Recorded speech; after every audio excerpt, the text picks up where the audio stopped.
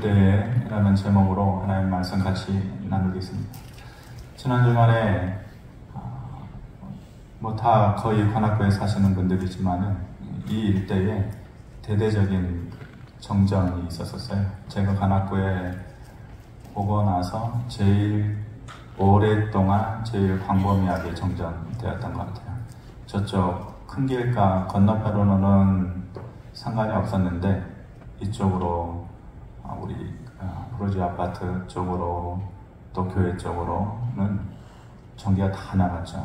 완전히 암흑의 세상처럼 그렇게 됐는데 처음 한 10분, 20분 정도는 그냥 전기가 나갔나 보다, 좀 기다리면 들어오겠지, 평상시 예전에 그랬던 것처럼 그랬는데 20분 지나고 30분 지나도 안 들어오고 얼마나 더워요. 막 땀은 삐질삐질 나고 이거 뭔가 이상하다 싶어가지고 이제 나와봤더니 다른 사람들도 똑같은 마음이어서 길거리에 그냥 사람들이 개미처럼 다 나와 있더라고요. 그래서 주변을 돌아보니까 다 불 나가가지고 시커멓고 119 구급차도 왔다 갔다, 소방차도 왔다 갔다 하고 한 30분, 40분 지나면서 사모한테 그런 얘기를 했어요. 걱정되는 게 이제 응급 환자들은 어떻게 하나, 10분, 20분이야 금방 지나가면 되는데 제 기억으로는 한 1시간가량, 1시간 넘게 정전됐잖아요.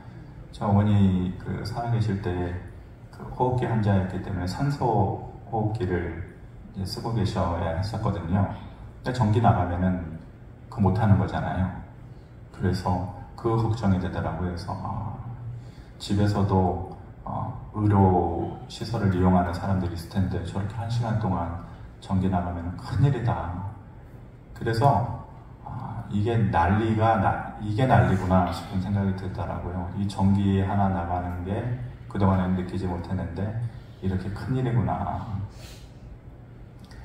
그렇게 주변이 완전히 암흑의 세상처럼 시커멓고 깜깜한데 교회에 이렇게 4층부터 이렇게 쭉 내려오면서 보니까 그래도 지상층은 그래도 빛이 있잖아요. 근데 지하로 내려오면 지하 2층은 완전히 깜깜하죠. 그런데 그렇게 깜깜한데 다 올라가서 깜깜한데 희한하게 불이 하나 들어오더래요. 그게 뭐냐면은 이제 제가 본당에서 요거는 확인 못했는데 바깥에 이 개구리 눈처럼 생긴 게 있어요. 여기 옆에 보면 이거 보이시나요? 이 스피커 뒤쪽에 이게 비상 전기 들어. 평상시에는 있는 줄도 모르고 저게 뭐에 쓰이는 건지 개구리 눈처럼 생겨가지고 저거를 어디다 쓰는 건지 관심도 없었는데 정전이 돼가지고 완전히 시꺼매지니까 저게 불이 딱 들어오더라고요. 그래서 참 저게 큰일한다. 이 껌껌한데 존재감 없었던 저 개구리 눈이 이때의 빛을 발하는구나 싶은 생각이 들었어요. 사람 인생도 그랬으면 좋겠다. 살다 보면 방전될 때가 있잖아요. 사람도 완전히 전기가 나가듯이. 그런데 그럴 때에 이 비상정부에 불이 들어오듯이 어디선가 생각지도 않았던 새 힘이 우리에게 공급되어지면 평상시에는 못 느꼈던 건데 정말 필요할 때 살아가면서 나에게 힘이 다 빠져나가고 남은 힘이 없다고 생각되는 그런 인생의 정전의 시대에 그렇게 어디선가 새 힘이 딱 들어오듯이, 전기가 들어오듯이 그렇게 비상정부처럼 그런 힘이 우리에게 오면 얼마나 좋을까, 그런 생각을 해봤습니다. 오늘 본문이 그런 상황을 우리가 아는 대로 잘 말해주고 있죠. 엘리야 얘기인데 엘리야가 완전히 방전됐어요. 우리가 사람들이 살면서 열심히 살다가 지친 사람들을 보고 뭐라고 얘기해요? 우리가 저 사람 번아웃되었다. 번이라는 것은 타다 이런 말이에요. 아웃이라는 말은 완전히 타다. 사람이 완전히 타서 재가 되듯이 힘이 다 빠져버리는 거예요. 그래서 이 번아웃 되기 전에 조치를 취하는 것이 중요하고, 사람이 번아웃 되고 나서 빨리 회복되는 것이 이제 중요한데, 열심히 대충대충 사는 사람들은 이 번아웃 현상이 일어나지 않아요. 근데 나름대로 열심히 살아보겠다고 애쓰고 또 노력하고 이런 사람들에게 오히려 번아웃 현상이 일어나거든요. 그래서 이 번아웃이 오게 될 때에 어떤 식으로 빨리 회복되느냐, 그게 매우 중요한 것이죠. 엘리야가 어떻게 그 자신만의 번아웃 현상을 극복했을까, 오늘 그 말씀을 보고 또 신약에서 그와 비슷한 말씀을 같이 생각해 보면서 우리의 삶에 적용을 해보기를 원합니다. 오늘 본문 말씀은 열왕기상 19장 말씀인데, 열왕기상 그 앞에 한 장 넘어가서 18장을 보면 엘리야가 보여줬던 놀라운 기적의 내용들이 쭉 나열이 되어 있죠. 우리가 이제 잘 아는 이야기인데 모든 것이 기적적이었어요. 그리고 잘 돌아가는 것이죠. 문제될 게 하나도 없어요. 엘리야의 입장에서 보면은 everything is okay. 모든 것이 완벽하게 하나님의 뜻 가운데에서 자신이 바라는 대로 되어지는 것이죠. 18장에서 보듯이 갈멜산에서의 영적 전투의 내용은 우리가 이미 잘 알고 있는 내용이에요. 850명의 바알과 세라신을 섬기는, 이방신을 섬기는 제사장들과 엘리야의 그 영적 전투를 하잖아요. 제단 위에 제물을 쌓아놓고 물을 흠뻑 적시는 거죠. 물이 흠뻑 적셔진 제물이 하늘에서 불이 떨어져서 그 제물을 불태운다? 이건 만화 같은 얘기죠. 누가 이렇게 하느냐에 따라서 목숨을 걸고 그 영적 전투를 하는 거잖아요. 누가 이겼어요? 엘리야가 이겼어요. 850명이나 되는 그 이방신을 섬기는 제사장들이 춤을 추고 자기의 몸을 긁어가면서 온갖 요란법적하게 그러한 자기들의 행위를 하면서 하늘에서 불이 내리기를 원했지만 깜짝도 하지 않잖아요.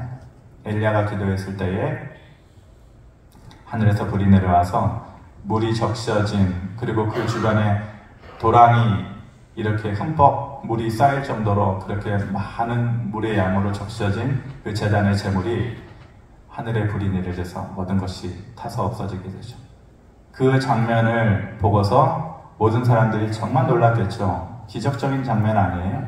그리고 엘리야가 승리하게 되잖아요. 850명은 다 약속된 대로 그 전투에서 졌기 때문에 죽임을 당하게 되죠. 그런 놀라운 능력을 18장에서 엘리야가 보여줬어요. 그리고 나서 곧바로 3년 6개월 동안 그 땅에 가뭄이 있었잖아요. 요즘도 가뭄이 심각한 문제인데 그것이 필요한 만큼의 강수량이 있어야 농사 짓고 사는 사람들은 그것 아니면 그냥 굶어 죽는 거잖아요. 근데 3년 6개월 동안 가뭄이 있었단 말이에요.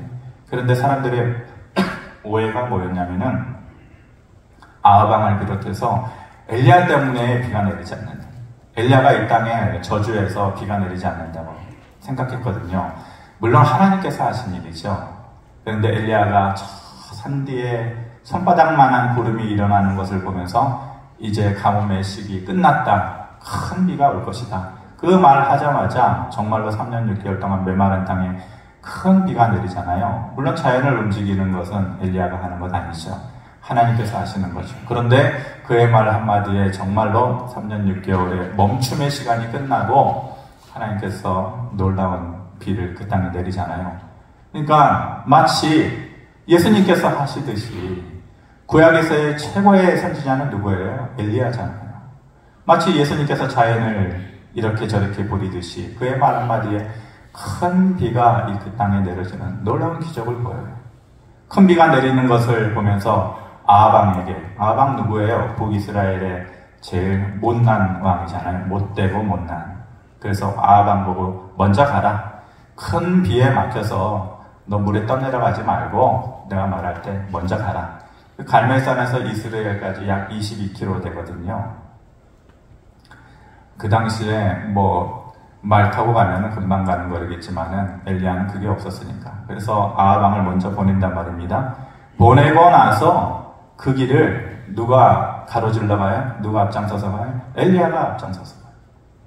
어떻게 갔는지 모르겠어요. 축지법을 썼는지 하나님께서 잡아다가 이스라엘까지 그냥 넘겨놨는지. 근데 성경을 보면 이렇게 여호와의 능력이 그에게 임함에, 그 말은 하나님의 특별한 능력이 그 순간에 엘리야에게 주어졌다라는 것이에요. 그래서 그 22km 정도 되는 거리를 아합 왕보다 먼저서 큰 비를 들고 갈멜에서 이스라엘까지 먼저 가게 되죠. 그러니까 엘리야가 이런 사람이에요. 정말 기적적으로 하늘에서 불을 내리고 또 말 한마디에 마치 예수님처럼 멈췄던 이 세상의 가뭄을 또 큰 비를 내리고 또 놀라운 능력을 통하여서 그 먼 거리를 한 걸음에 달려갈 수 있는 그런 능력을 보였던, 그래서 엘리야를 구약의 최고의 선지자다, 구약의 사람들이 그렇게 생각했던 것 아니에요? 그런데 그 정상에 있었던 엘리야인데 완전히 바닥을 치는 거죠. 한순간에 바닥에 꼬꾸라지는 것이에요. 누구 때문에? 이세벨 때문에. 아합의 왕비였던 이세벨 때문에 그 말 한마디에 정상에 있었던 엘리야가 꼬꾸라지는 것이죠. 3절에 보면 그가 이 형편을 보고 일어나 자기 생명을 위해 도망하여 유다에서 간 보엘사바에 이르러 자기의 사환을 그곳에 머물게 하고, 이렇게 말하거든요. 이 형편을 보고가 뭐냐면은 18장에서 있었던 그 놀라운 기적적인 형편, 그걸 봐야 되는데 그게 아니고 이세벨이 했던 말 한마디, 너가 살아남을 수 있을 것 같아? 내 밑에 있는 선지자 850명을 죽이고 너는 무사할 것 같으냐? 내일 이맘때에 그들처럼 너도 될 것이다. 이 말 한마디에 정상에 있었던 엘리야가 완전히 바닥까지 꼬꾸라지게 되는 것이죠. 자기 생명을 위해 도망했다, 이래요. 엘리야가 그런 사람 아니잖아요. 자기 목숨을 두려워했던 사람 아니에요. 850명과 5대1로 싸워도 이기겠어요? 10대1, 100대1 싸우는 게 쉽냐고요. 그것도 아니고 850대1로 싸우는데 얼마나 외로워요. 얼마나 외롭고 두렵고 그렇겠어요. 전혀 두려워하지 않았던 엘리야예요. 그런데 그런 엘리야가 꼬꾸라지니까 어떻게 돼요? 자기 생명을 위해 도망했다. 유다 땅에 있었던 부엘세바, 제일 밑자락까지 도망가게 된 거죠. 4절에 보니까 자기 자신은 광야로 들어가 하룻길쯤 가서 한 로뎀나무 아래에 앉아서 자기가 죽기를 원하여 이르되 여호와의 넉넉하오니 지금 내 생명을 거두시옵소서. 나는 내 조상들보다 낫지 못합니다. 사람이 약해지면은요, 자꾸 긍정적인 생각을 안 하게 돼요. 자꾸 부정적인 생각을 하게 되고, 자기가 못했던 거 생각하게 되고, 못난 거 생각하게 되고, 나 때문에 이렇게 된 것이다. 자꾸 그런 생각이 드는 거죠. 엘리야가 똑같은 거예요. 우리와 성정이 똑같은 사람이니까. 내 조상들보다 낫지 못합니다. 이게 뭐예요? 저 못났어요. 18장에서 있었던 그 모든 일을 한순간에 다 까먹는 거예요. 저는 못났고, 머저리고, 부족하고, 그래서 차라리 여기서 그만뒀으면 좋겠다. 인생을 그만뒀으면 좋겠다. 그렇게 얘기하는 것이죠. 하나님께서 내려다보실 때, 전지자적 시점에서 이렇게 내려다보일 때 엘리야가 얼마나 처량해 보였겠어요. 한편으로는 좀 한심할 수도 있겠죠. 야, 바로 직전에 18장에서 내가 너에게 함께했던 하나님인데 그런 나를 그렇게 빨리 잊어버리느냐. 아마 하나님의 마음은 그런 마음일 수도 있었을 거예요. 근데 치근하잖아요. 너가 내일 하다가 그렇게 됐구나. 하나님 그런 마음이셨겠죠. 그래서 천사들을 보내요. 6절에 본즉 머리맡에 숯불에 구운 떡과 한 병 물이 있더라. 이에 먹고 마시고 뻘떡 일어났더니 이래야 되는 거잖아요. 하나님께서 도와주시고 하나님께서 먹여주시면은 단번에 뻘떡 일어나야 되는 거 아니에요? 그런데 왜 그런 거예요?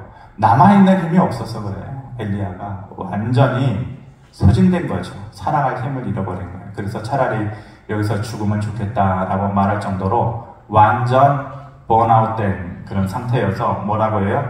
먹고 다시 누웠다. 기도한다고 해서 다 벌떡벌떡 일어나면 얼마나 좋겠어요.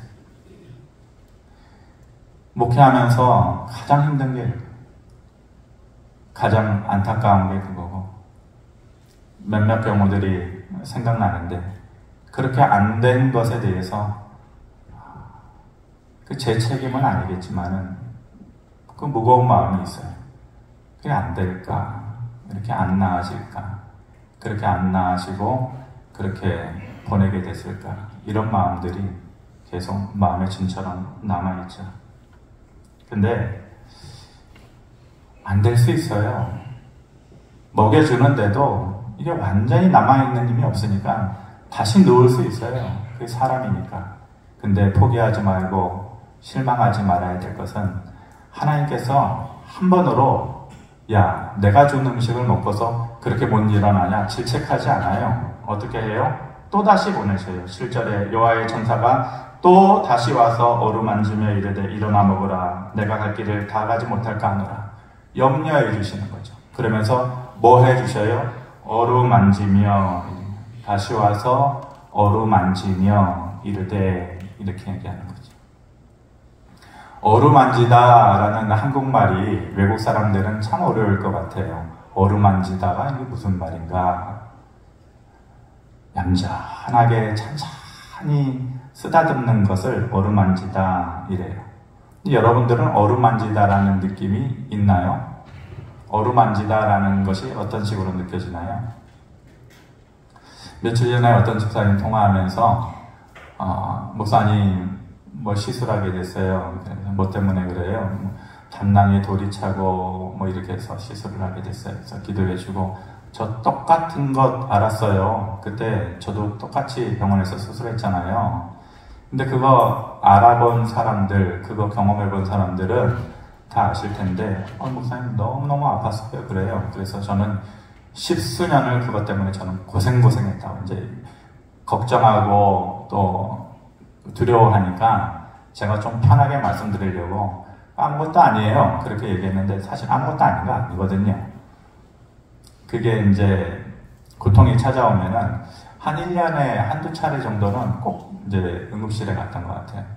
응급실 다 비슷한 마음이겠지만은 병원 가는 거 싫거든요. 병원 가면은 혈관 찾아야 되고, 보이지도 않는 혈관에 주사기 넣어야 되고, 이리 찔렀다 저리 찔렀다. 병원을 지금도 뭐 정기적으로 가지만은 할 때마다 긴장이 되고 또 두렵고, 어른이나 아이나 여자나 남자나 남녀노소 다 똑같죠. 가기 싫어요. 그래서 뻗대는 거예요. 이래서 안 죽는다. 그런데 그 고통이 죽을 만큼의 고통이거든요. 의사들 우리 얘기가 아니라 여인의 애 낳는 고통보다도 그 이상의 고통이다. 그렇게 얘기해. 고통의 지수로 따지면 그냥 막 땀이 온몸을 적시고 너무 고통스러우니까 벽에다가 머리를 막 들이받고, 막 그 옷이 그냥 나중에는 그 소금기가 땀이 너무 흘려가지고 이렇게 묻어날 정도로. 그래도 이제 뭐 정말로 그냥 숨이 넘어갈 정도면은 이제 응급실 가고, 안 그러면은 밤새 한 대여섯 시간을 그냥 그렇게 지내는 거예요. 그러면 새벽 4, 5시 정도까지 그냥 완전히 꼴딱 밤을 새는 거죠. 그때에 어머니가 밤새도록 배에 손으로 쓰다듬어 주셔요. 큰 손이 아니죠. 투박한 손인데 그 손의 그 강도, 그 손의 온기, 그게 딱 맞아요. 그래서 낮 시간에 눈 뜨고 있을 때는 서로 투닥투닥 싸우지만은, 제가 그렇게 아프고 벽에 머리를 부딪히고 있으면은 몇 시간 동안 그 손으로 어루만져 주셔요. 찬찬하게 쓰다듬어 주세요. 그 느낌이 제일 좋아요. 심리적인지 물리적인지는 모르겠지만은 그렇게 해서 좋아지고, 그렇게 되면은 새벽 날이 밝으면서 이제 잠이 들게 되죠. 그 어루만지는 느낌을 제가 아니까 가족들이 아프면은 밤새 제가 어루만져줘요. 사모 같은 경우는 체하면은 엄청 고생을 하는데 밤새 내 손으로 어루만져줘요. 어머니는 내 배를 어루만져 주셨고 나는 내 손으로 가족들의 아픈 곳을 어루만져줘요. 나는 누가 어루만져주나. 어루만져준다라는 느낌을 중고등학교 청년 때 참 많이 느꼈어요. 기도할 때에 그때 참 막막했거든요. 어머니는 오늘 내일 하시고 아시다시피 이제 아버지는 안 계셨으니까 그러면 아무도 없는 거잖아요. 그러면 어떻게, 그때 제가 좀 철이 일찍 들었기 때문에 어떻게 살아가야 되나 막막했던 거죠. 그때 이제 교회 가서 기도하면 딱 이 느낌을 받았어요. 어루만져 주시는 그 느낌을 딱 받은 거죠. 그래서 이 어루만져 주다라는 느낌이 뭔지를 저는 잘 알아요. 하나님께서 엘리야를 그렇게 만져주신 것 같아요.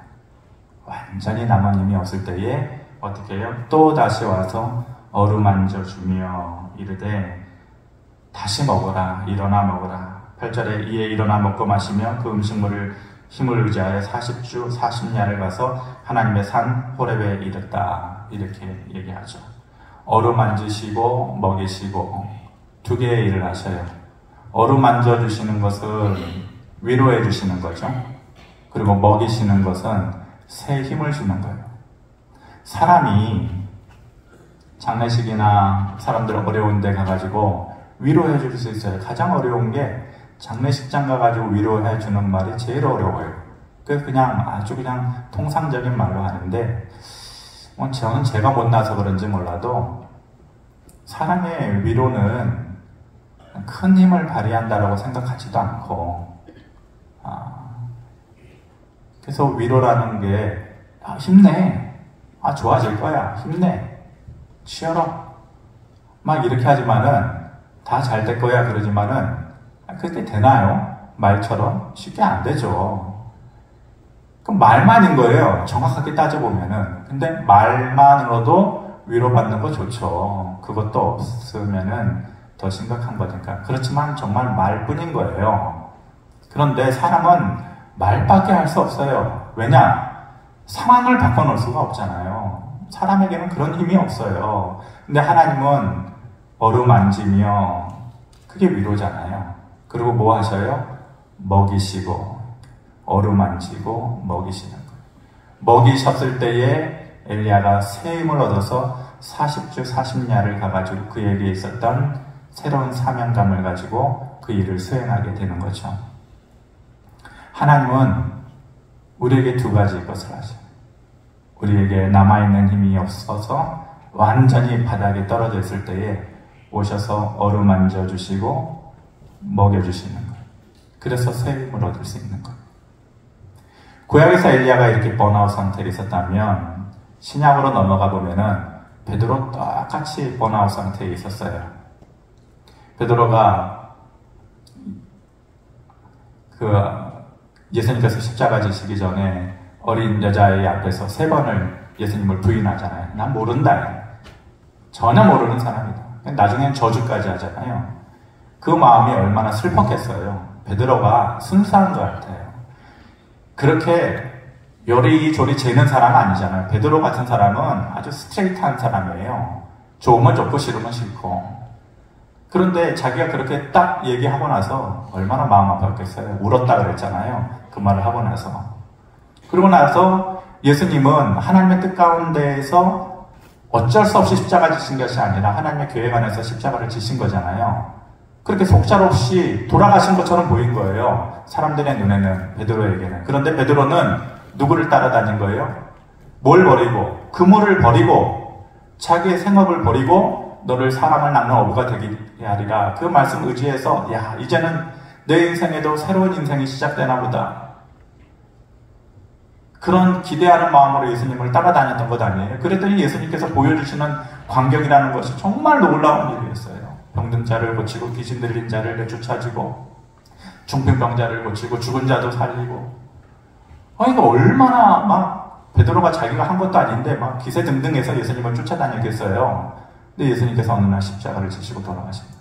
한순간에 모든 것이 무너져 내리는 것이죠. 베드로의 입에서 무슨 말이 나왔어요? 다시 고기 잡으러 가자. 다시 고기 잡으러. 다시 고기 잡으러 갔어요.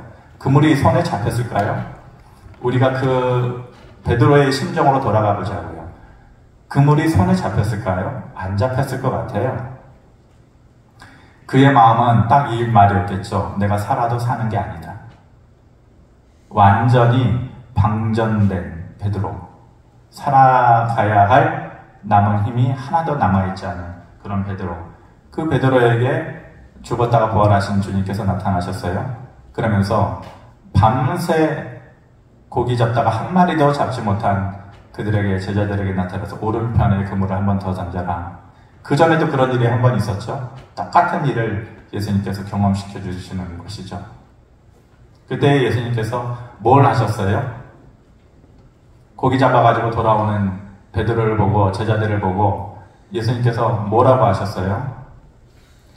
예수님께서 인성을 가지신 분이니까, 신성과 인성을 똑같이 가지신 분이니까 마음 가운데 서운함이 분명히 있었겠죠. 예수님 화도 내시고 아파도 하시고 그런 감정이 다 있었잖아요. 베드로를 보고 아이고, 저 같으면 그랬을 것 같아요.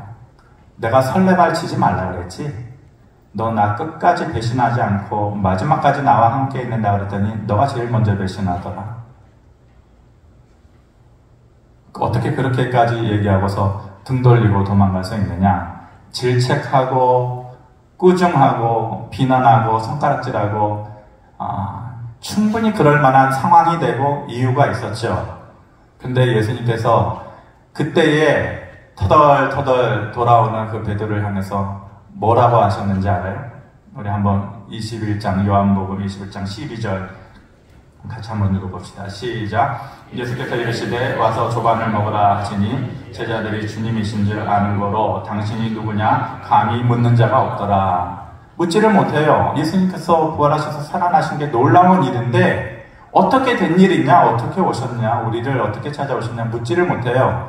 왜 감히 묻지 못했을까? 제일 큰 마음은 저는 미안한 마음이었을 것 같아요.